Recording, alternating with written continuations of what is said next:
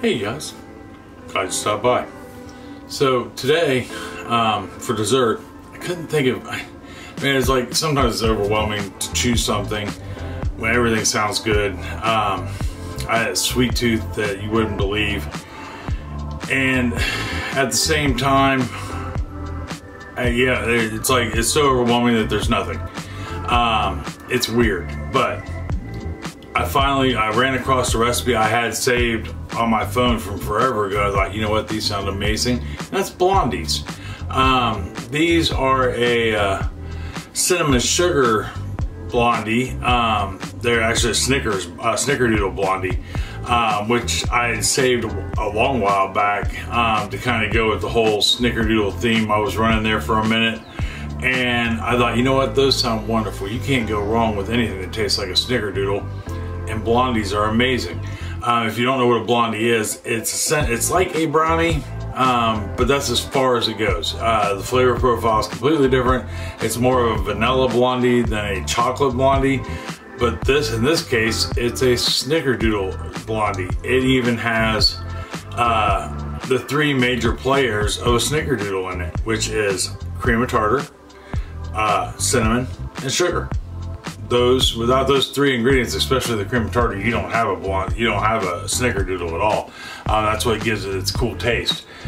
And I thought, let's make those. It'll be something nice, easy, something you can do with the kids, the grandkids. You know, if you're new or you just want to enjoy some time with a friend or a significant other, this would be a good, easy, fun project to do. That's going to result in what I do believe is some very tasty results. If you're new to my channel, this is your first video, welcome. I'm glad you stopped by. I hope you check out some of my other videos. If you're returning or one of the new subscribers, thank you and welcome back. Comments, always welcome, hands down. The only thing I ever ask is be civil. You know, it's okay to disagree with somebody or myself. Just think before you type. That being said, don't forget to like, subscribe, and share. That's important. The notification bell is right next to the subscription box, and that'll let you know when my videos come out. Doesn't mean you have to watch them right away. Obviously, people have things they do, but it lets you know you're there when you're ready to watch. So, that being said, I will give you your measurements in cups, tablespoons, teaspoons. I will also give them to you in grams and millimeters. That way everybody can play along. And if you ever find a third option of weight, let me know. You know, there might be somewhere in the world that doesn't use either. I have yet to see that, but it could happen. But anyhow, let's get on down to this counter and get started making these blondies. They're gonna be a lot of fun. Hold on. Okay, so we're down here at the counter. First things on the to-do list. Set your oven, preheating, 350 degrees. And then, if you have one, an 11 by 7 pan. This is an 11 by 7, which is like a 9 by 13, only it is 11 inches by 7 inches. I didn't even know I owned one until I went downstairs and started digging through stuff. If you don't have one, according to the recipe, you can use a 9 by 13. But man, is it going to come out thin. I would almost recommend using a 9 by 9 or even an 8 by 8. I think if you have a 9 by 9 pan, that would be very similar to this in overall volume, and that means the baking time wouldn't change much. If you have an 8 by 8, I would adjust the time by 5 minutes more maybe. I would at least start checking it right around a few minutes after the time I'm going to give you on this 11 by 7. Where a 9 by 9, the overall square inch of it would be the same. So anyhow, that being said, as far as making these go, they're relatively straightforward. Or you could just double the recipe, and then you would be for sure getting a thicker 9 by 13. Those are some options, but this one's going to go into an 11 by 7 because I had one, and that's what the original recipe called for anyhow.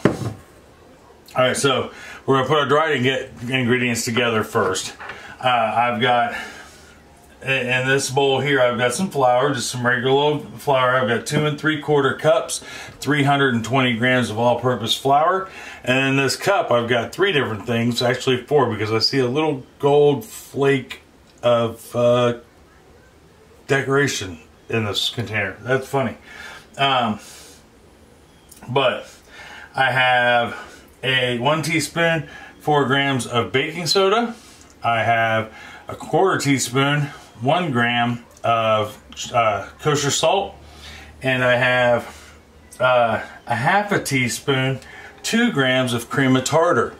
Right there in that container. I don't know if you can see them all, but there. 3 different powders, all of them white, going into the big bowl of white powder. So we'll go ahead and throw that in there. Then we're gonna mix this up real quick. We'll whisk it up, or if your dog gets a spoon, spoon works. Get that together. There is that. And then we shall set it aside. So now on to the mixer. Now I'm using my stand mixer. You by no means have to use a stand mixer for this. You can use a hand mixer. You can probably even use a whisk or a spoon. I'm just not so inclined.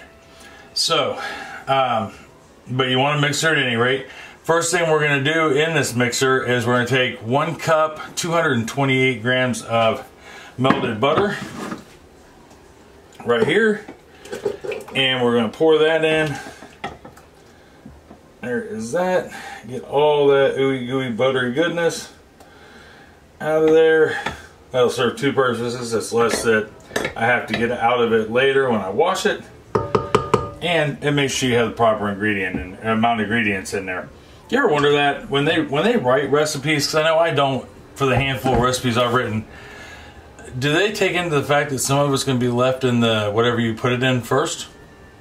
I don't know. Good question, I think. But anyhow, 1 cup, 228 grams. That would be 2 sticks melted down butter. And to that, I'm going to add 1 1/2 cups of just plain old white granulated sugar. That's 300 grams. And then I've got a 1/2 cup of brown sugar here, which is 110 grams. Yeah, 110 grams. And it's light brown sugar. Not heavily packed, but packed. I had to think how to word that. I mean, it doesn't really say in the recipe. It just says 1/2 cup of brown sugar. But I know at Snickerdoodles it's light brown sugar, and I know in my Snickerdoodles I just pack it. I don't cram it in there, but I pack it so it's, you know, just nice and lightly packed. So we have those 3 ingredients in there. What I'm going to do now is I'm going to turn my mixer on, and I'm going to let this go until it is well combined, about 3 or 4 minutes. All right, there we are. We are well combined. Not quite light and fluffy like mashed potatoes, only because it's melted butter. So unless you're whipping it, it's probably not going to happen. But it is definitely well combined. And it's still going to be gritty, you know, things like that. But because your sugar is not melted, so I won't tell you smooth, but you want to make sure you got every last, you know, nook and cranny touching each other, so to speak. So it just looks like one big mess. It almost looks like nougat from like a candy bar, you know, like whipped nougat from a Three Musketeers or something. All right, so we got that in there at any rate. Next 3 ingredients, and it's the last 3 ingredients for the wet. I have got 1 teaspoon, 4 grams of vanilla extract. It's baker's vanilla. And I know most of you guys have heard me say this before, but baking vanilla is different than regular vanilla extract, even though it's still pure vanilla extract. As just regular pure vanilla extract has a tendency to have its flavor dulled as it bakes, where baker's vanilla does not. That's the only difference. Don't rush out and buy baking vanilla if you don't have it. Next thing I'm going to add to this is 2 large eggs, and I just lightly beat them up, right? Since we're going to dump them both in here at the same time, give them a head start. And I want to get that egg out of there. That's what's going to help keep our our blondies nice and gooey. So blondies are traditionally not like, they're like a fudge brownie. You know, it's kind of the same consistency versus like a cake-like brownie. I know I haven't had a blondie in a fairly long time, and it sounds absolutely amazing. And then the last thing I'm going to add to our wet ingredients is 2 tablespoons, 30 milliliters of whole milk. And then we're just going to mix this till it's just combined, not very long at all. All right, we got that just combined, and it literally took like 5 seconds. So next, grab your dry ingredients. You got your dry ingredients. I got my dry ingredients, because we're going to put them in with the wet ingredients. So I'm going to go ahead, take these, dump them on in. I know this looks so good. What impressed me about this recipe is it really had all three, what I believe to be all 3 ingredients to a snickerdoodle, and that was the cream of tartar, the cinnamon, and sugar. I know we haven't hit the cinnamon and sugar part yet, but we will. And then what we're gonna do, we're just gonna mix this until, once again, it's just combined. We want to get everything just wet. It's okay to even have some lumps in it. Not a big deal. All right. We are just combined, and it is a thick batter. I mean, it is almost not quite cookie consistency, but it's fairly close. Makes me wonder now that we're making these. I mean, it's been a while since I've made snickerdoodles, but I almost feel like this is a wet version of a snickerdoodle. But that's it. I mean, we're done with the batter. You know, we're ready to rock and roll with everything else now. I think that's pretty awesome. All right.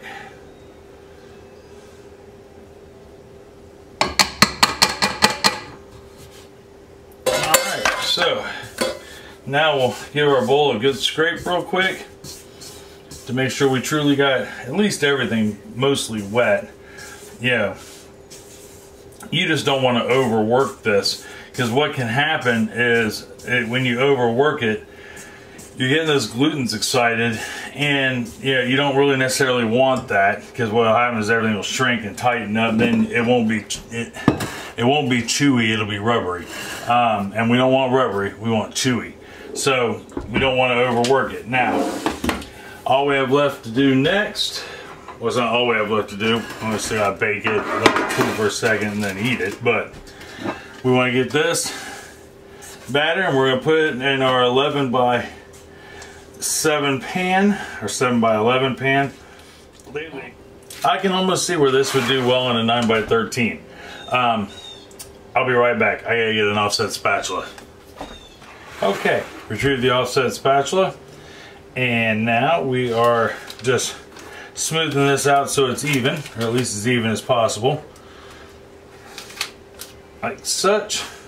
And I don't know if I mentioned it or not, but you don't have to do parchment paper in the bottom of your pan at all.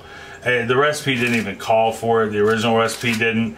I'm doing it mostly because well, not mostly, but I want to be able to take them out, and this just makes it easier. So if you want to take yours out of the pan, because you can put these in an airtight container and they'll be good for, you know, about 4 or 5 days. But this particular pan, like I mentioned a minute ago, I didn't even know I owned, and it was downstairs, and I washed it, you know, because that's what I do with every pan I bring upstairs, is wash it. Well, I wash every pan before I use it anyhow, especially when it comes to baking.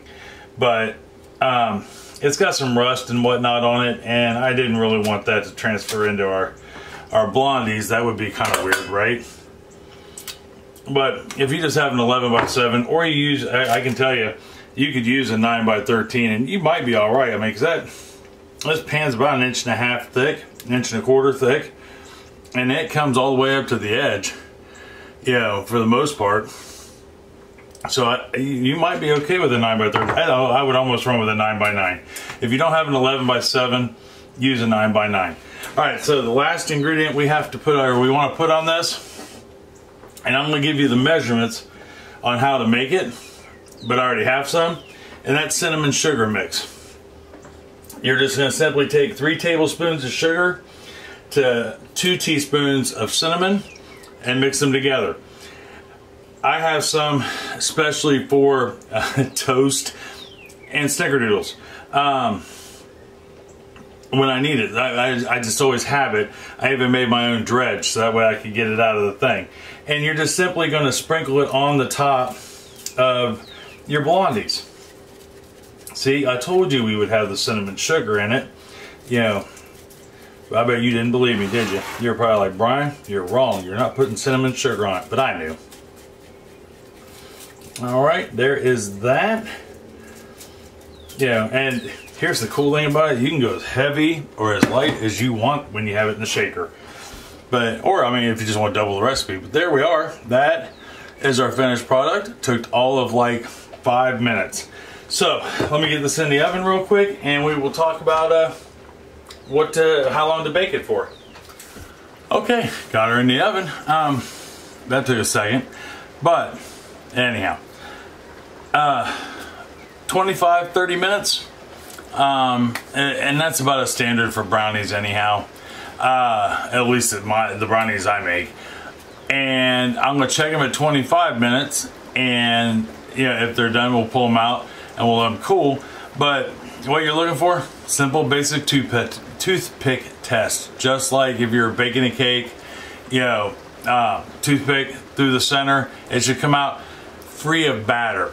The more crumb you have, the better you are. Because remember, the less crumb you have, the drier it is. That holds true even for cakes. If you have a cake, you bake a cake and you pull it out and it has no crumb on the toothpick, well, it's still going to keep baking when it comes out of the oven, much like these brownies, which means that it's taking more of the moisture out of it.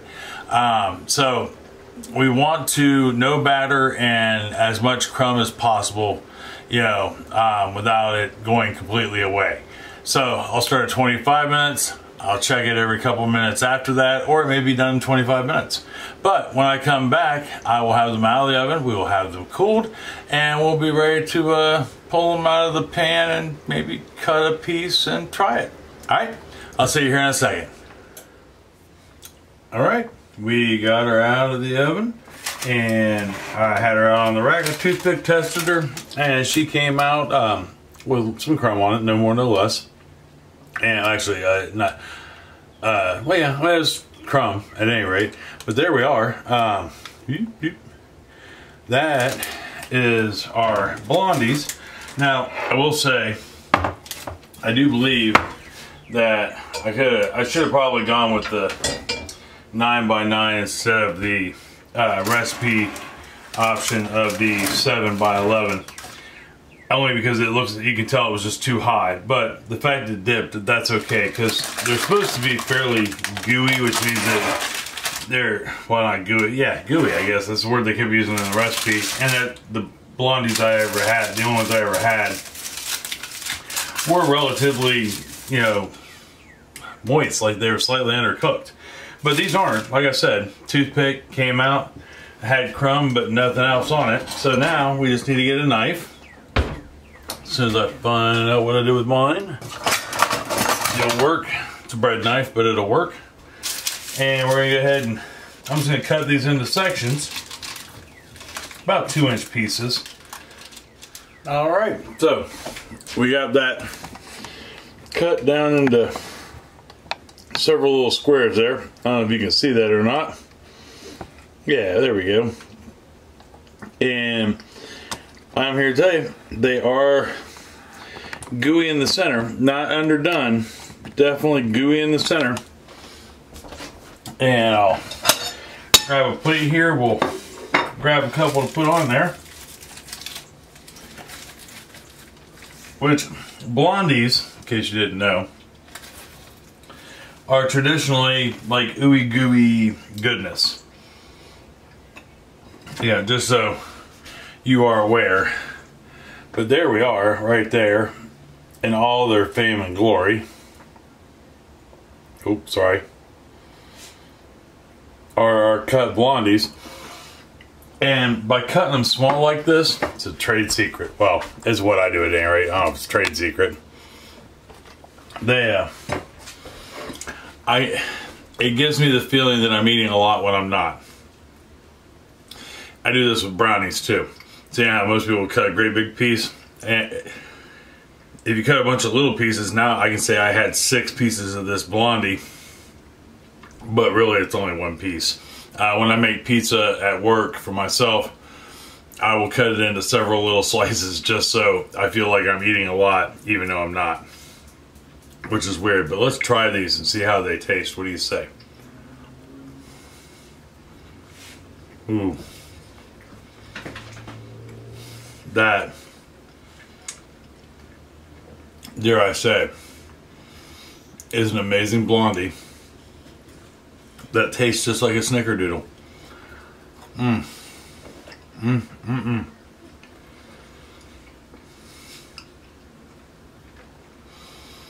It's got the perfect amount of, I almost keep saying gooiness, but it is. But yeah, it's still solid enough that it's considered done. Almost like a pecan pie, in a way. But in this case, a Snickerdoodle pan form.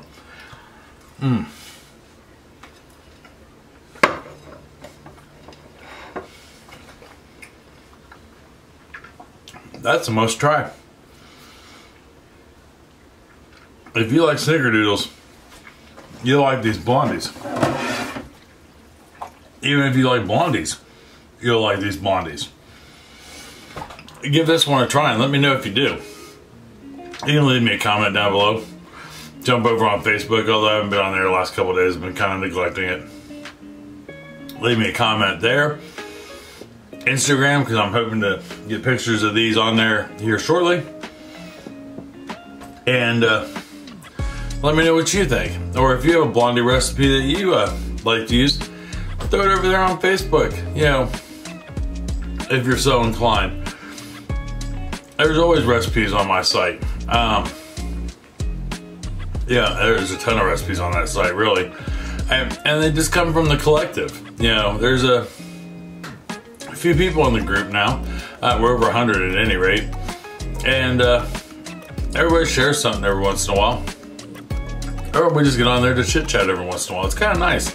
But anyhow, if you try these, let me know. You know, or if you have one of your own, let me know. Tell us what you think. Next week, I don't know what we're gonna do for dinner or for dessert, because I never know until we get there. But I do know I am going to start putting out, I don't know how consistently, I'm gonna shoot for every Saturday, but it might be every other Saturday, an additional 3rd video, and it's gonna be on canning. So when I did the strawberry bread, I had said something about making strawberry jam, and somebody said, ooh, strawberry jam. And I thought, you know what? I'm gonna shoot, well, I mean, I said in the video, I was gonna shoot a video either way.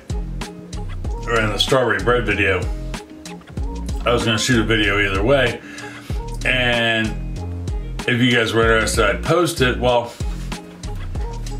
I want to post it anyhow, just because that way you'll know if you need it down the road. And we're going to can it and process it. It's kind of a beginner's guide to water bath canning.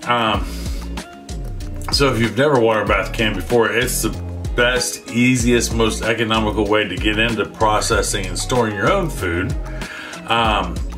which is awesome in and of itself. But you know, it gets you a lot of natural strawberry jam that doesn't have any preservatives in it. It's good for over a year. You know, it costs next to nothing to make, even if you had to pay full price for your strawberries.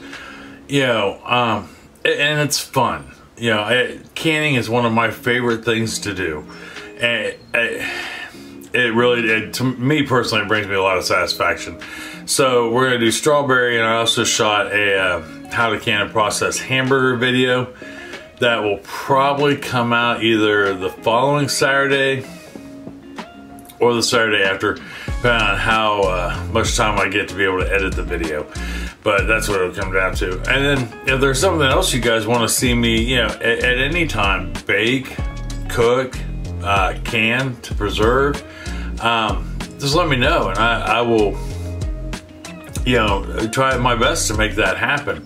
I mean, it won't be too much longer here. We got about another 2 months.